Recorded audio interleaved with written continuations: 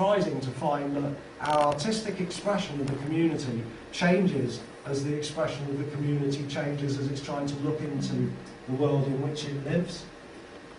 Absolutely everything was important to the alchemists when they were doing their work. The idea of a unified worldview plays a central part in alchemy. They were trying to kind of keep it together rather than see it falling apart.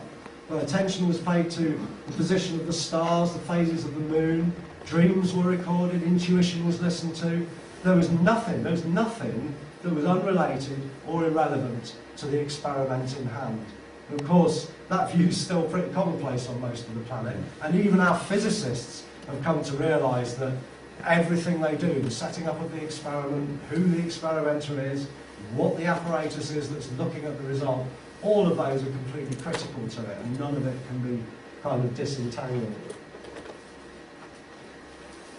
So have a quick look at the process, just a quick look at the process before the break, and then after the break I'm going to look at one or two of the cleverer alchemists that there were around, especially towards Shakespearean times, and we're also going to see how people got around to building or representing alchemical myths, sometimes in the most spectacular stone structures. The process is basically one of transformation of a base material into something else. And you can start with the absolute base material is the way that most of them do. The first part of the three-phase process is called nigredo, which comes from the word black, and it involves the taking and processing of a lesser matter or a base material, and the study of this seems to be a subject in itself. Base material is described as everywhere present, worthless, vile, and despised by all men. Those are the terms in which it's described throughout the literature, and everybody had a different idea of what this is. For Newton it was antimony, that thing discovered by Bacon that could be both a metal and a non-metal, although it was the same element. Others thought it was mercury for its running around techniques. Some thought it was the human imagination. For the mother of alchemy, Maria Prophetissa, it was the confused mass of the alchemist's self that was the base material. Now that's a pretty Jungian idea for somebody who's around 0 AD, I think. She had a lot of them actually. She's one of the people I'd really like to look a bit more into, because I think quite a lot of her stuff survives, or quite a lot of stuff that was at least assigned to her. The second stage, once you've got the base material, obviously some people, there's a lot of people who aren't really doing the alchemy and they really misunderstood it. So excrescents generally, you can imagine, piss and shit and pus, anything, the base of the material, for some people, the more chance there was of somehow getting gold out of it. So the second stage was to take this base material, whatever it was, and to cleanse it, to refine it. And it was called albedo, which is to whiten, which is associated with the word white.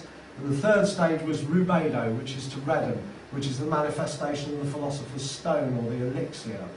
And this is called, we see this throughout drama and poetry and opera, as the mystic union of the soul and body, conjunctio, the chemical wedding, the marriage of the king and queen, the marriage of the sun and moon. All of these are, if you like, symbols of the manifestation of the philosopher's stone. And it was thought to be a direct revelation that humanity partakes in divine wonders and actually has divine secrets sleeping within it. And it was thought that all works of transformation, theatrical space, in the laboratory, the inner space of the human, everywhere where transformation was happening, was regarded as alchemical space. Has everybody here been to a theatre, a live theatre, and seen a play on a stage? Sometimes when you get bigger audience, there's 10 or 20 people who've never seen a live theatre show. Those of you who have will be aware of the transformation that occurs. When you see something really excellent on the stage, you're drawn into it in no time at all, and it won't let you go until you get to the end of it.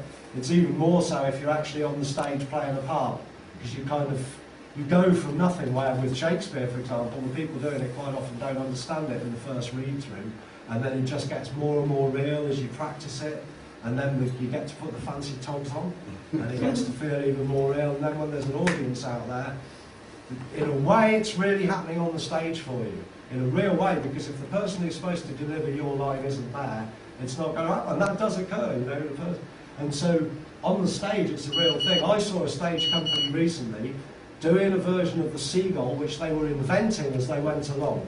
Several people could play each of the parts, and they played scissors, paper, stone for who was going to play the parts in front of the audience. So every time they did it, they had different playing different parts, and they were making it up as they went along. And I'm not joking. As soon as they started, you couldn't leave it alone. And by the end of the play, you were genuinely worried about the mental state of the people on the stage. Absolutely incredible. The transformation they were ringing on the audience because you'd never seen it before and they'd never seen it before, simply because it had never happened before.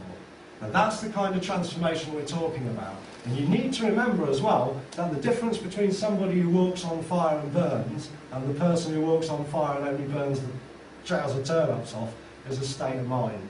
So this is really important stuff. The other thing about the Negredo-Rubedo system is that it's thought, and it's believed, that there are actually several levels of gold. That you can have white gold and red gold. People might have read a little bit about white gold in connection with Saqqara in Egypt and levitation devices and things. So it's thought that there's a whole level associated with alchemy that was certainly being practiced in Egypt and probably in other places. Symbolically, we see references to this kind of process throughout the works of Shakespeare. A lot of the tales, a lot of the basic tales and the plots and things are actually alchemical metaphors. So we quite often see the old king, don't we? He's often dying, he's quite often insane, and here's basically the old matter or the old consciousness that has to be shattered during the Grado, during this first part of the process. And then we see the young prince, the king's son, the new consciousness, and he's supposed to end the play kind of shining and preferably married after his refinement through whatever the process of the play is. But of course we know, don't we, that sooner or later the young prince, he's going to become the old consciousness and he'll be driven and mad and his son will have to come along. And this is the internal cycle of nature, the dying away and the rising up, the really important thing. If you look in shamanic societies, the Native American Indians and the Maya, especially all the peoples who lived in the Maya lands, in fact, they have colours associated with the directions, north, south, east and west, and they also have primary energies that are associated with those days. So the east and red is often associated with initiation or base material. The second part of the cycle will be white, will be associated with the north and with refinement. The next part with the west and with the transformation of the refined object. And lastly, you'll go to the south, which is the seed of that process. Now it strikes me that this is also a memory of how important this transformative process is and how important human beings are in their ability to express this on earth. But by Elizabethan times, many alchemists were beginning to see their own reflections as kind of, their own actions as reflections in miniature of the biblical Genesis. They actually saw themselves as pulling matter out of the ground of being, if you like. And now we have to bear in mind that scientists are making new elements. There's now a whole string, I think there's 2 rows of elements at the bottom of the elemental table that were made by human beings. This means that because we're here, it's no longer necessary for things to get boiled up in stars. Because we're here, new elements are coming into being, new things that weren't in the universe before.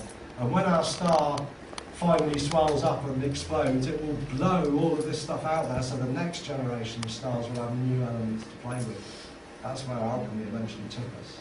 So after the break, we'll have a look at some of the people. As long as you're happy to come back and have some more, we'll look at some specific cases. Are we going to do questions right at the end, not now? Questions right at the end. That's okay, or you can come and have a quick chat during, I don't mind, whilst they slurp on those cider. Yes, but we'll let everybody go for the moment.